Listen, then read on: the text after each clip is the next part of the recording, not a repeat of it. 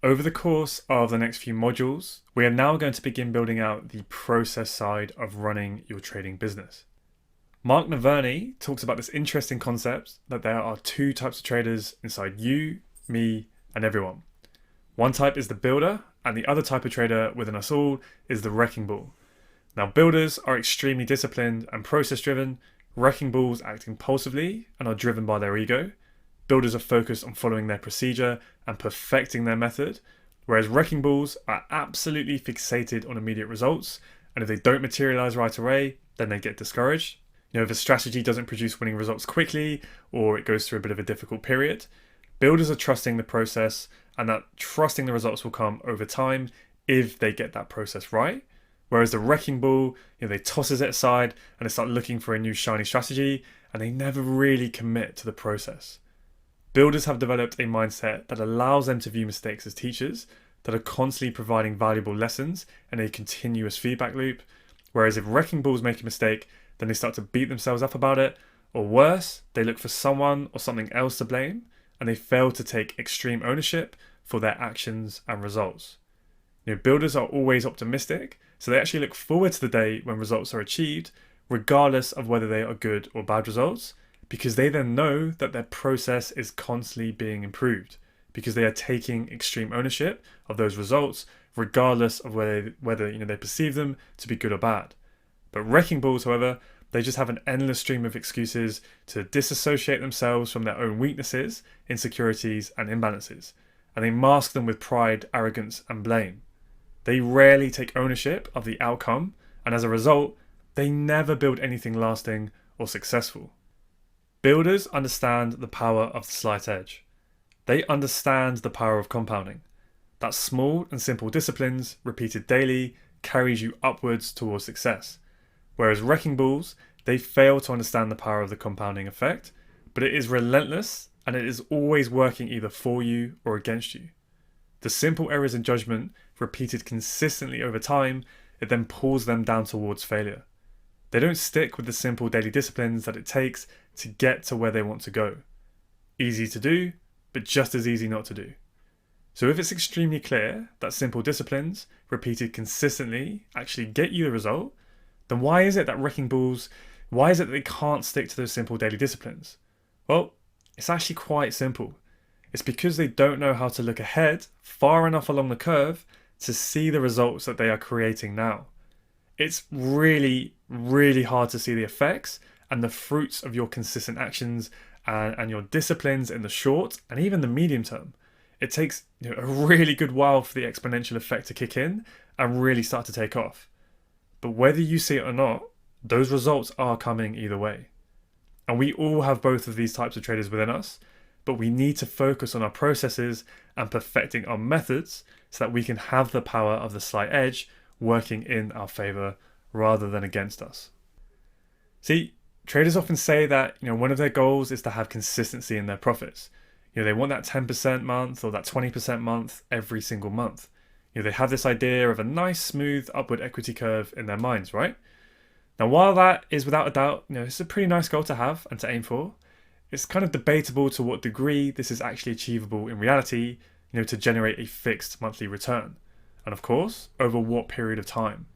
Because we know in Photon, we know that due to the very nature of trading, results vary because it follows a random distribution model.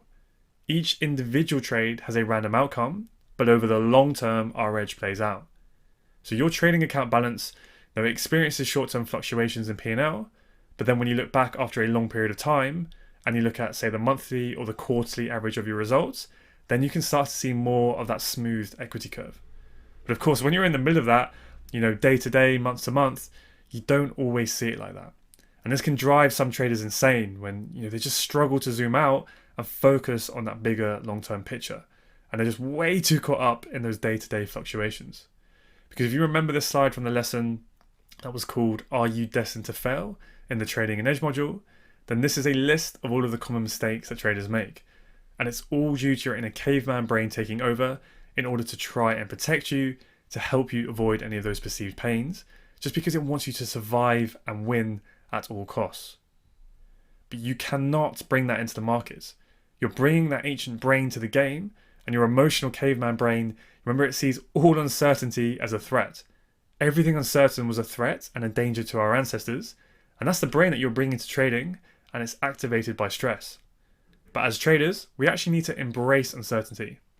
We need to learn how to accept the risk and then take the risk, or because you lose the chance of that reward. Now, your brain's short-term survival orientation is going to try and compromise your need to take that long-term perspective in order for your edge to work in the heat of the moment.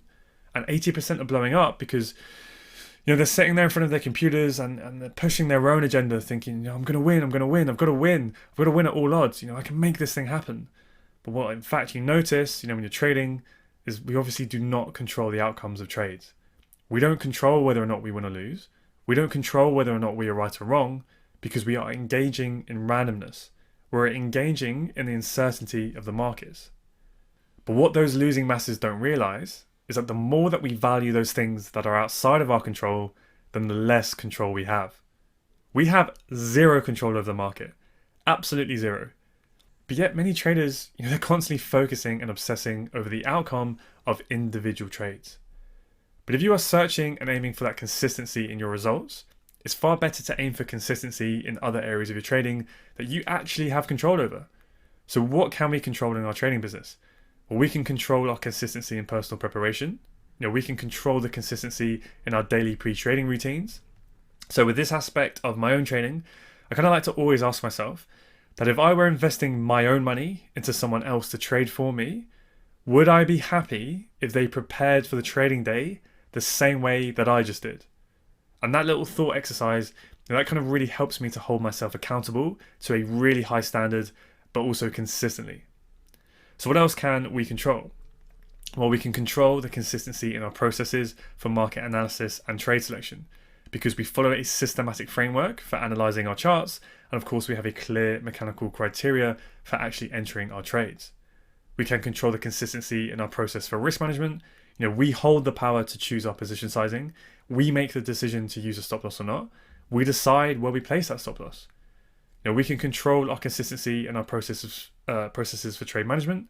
We decide if and when and where to set take profit orders, even where to take partial profits, even where to trade our stop loss, and even when to manually exit a position. We can also control the consistency in regulating our emotions. We're human. Obviously, it's okay to have emotions, but we just have to observe our emotions and use techniques to regulate them and actively choose not to act upon them, so that we train our mind to accept probability-based decisions. And we also control our consistency in routines for both recording and reviewing our performance. And we can then use that feedback to drive further growth and development into all of those aspects of our trading business that we are personally in control of. Now, what is really interesting is that if you achieve consistency in those areas that we just went through, you may give yourself the best chance possible of achieving consistency in your results over time. Because then you are no longer trying to win or lose, which you cannot control, because those are simply just expressions of uncertainty. Instead, you are focusing on your performance, which you can control. And that is the psychological edge that is needed to drive your method edge, your strategy edge. And then losing only becomes, it's just landing on the wrong side of probability, relative to you. There is no need for excitement or dejection. It's only the management of probability that matters. Consistent, efficient, and conscious daily effort, whilst maintaining, a detachment from outcome-based thinking, that is the pursuit of excellence and mastery of your craft. That's a very long-winded and fancy way of saying, focus on the process. You need to be getting up every single day and just focusing on ticking off your 3 daily high priority actions that are getting you closer to your long-term goal, so that you are focusing on the process side of your trading and not the short-term outcome-based results. Now let's talk about the nature of process then, and the importance of valuing good process. So there is any situation, the position that you see that someone is in. So, we see someone up there and that is what is visible to us.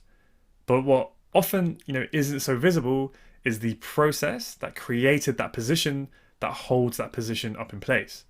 So this down here is everything that exists below what you see visible up here. Everyone can see their position, but not what has put them up there. So it's essentially the iceberg metaphor, right? And the reason that that metaphor is super interesting and so commonly used by people is because it really is about the stuff that you do when nobody can see you. And that is what actually makes the difference. So for example, maybe you'll go on YouTube and you'll watch a nice motivational video, maybe you'll watch another 30 videos after that, but ultimately that's not going to change your position, right? It's everything you do behind the scenes. The work you put in, the hours studying, journaling, backtesting, tweaking, refining, the decades of practice of your craft is what actually reinforces that position up there. I think, there's a bit of a common tendency for people to try and position themselves high up here without first building out kind of this solid foundation below. Because all of this stuff that exists down here is what makes you, what produces your results, and it's what gives you your edge over time. So if you are not investing your time, your focus, and your energy down here on the process, then you're just desperately trying to increase your position, up at the top. Maybe it might work for a little while in the short term, but ultimately there's nothing solid underneath to hold it up. So guess what? If you are not building down here, eventually you end up having to start all the way down at the bottom again. Now, up until now, you've learned the fundamental basics of what trading is, how the market operates, how to manage your risk, how to understand probabilities and what trading an edge actually means, how to analyze price action, and finally how to both enter and exit the market. Now, over the course of the following few modules, we're going to focus on applying all of that knowledge into the process side of running and operating your trading business. So those are the processes that are the backbone of your business, and they are the foundation that determines and upholds your position up there at the top.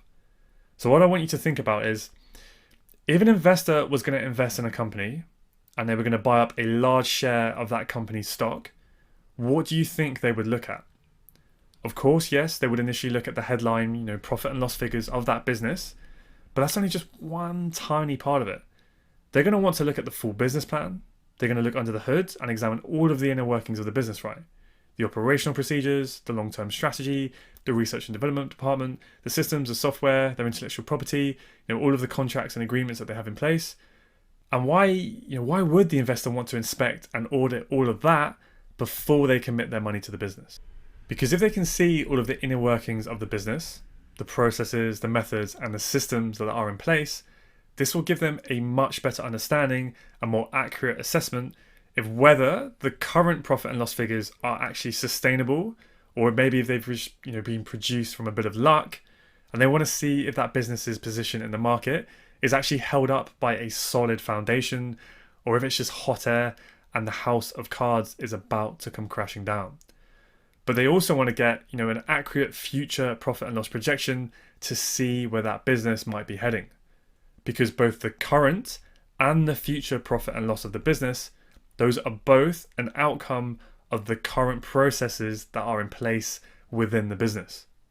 So that's what the focus of these next few modules are going to be on. And we're going to get the process side of your trading business absolutely nailed down. Process beats mission. Deciding that you want to be, in the Hall of Fame, that is not the same as deciding that you're going to spend every single day doing what it takes to become a better player. The hard part isn't visualizing the win at the end. The hard part is winning when you don't love the game. So fall in love with the process and not the end result that you desire. The process is the prize.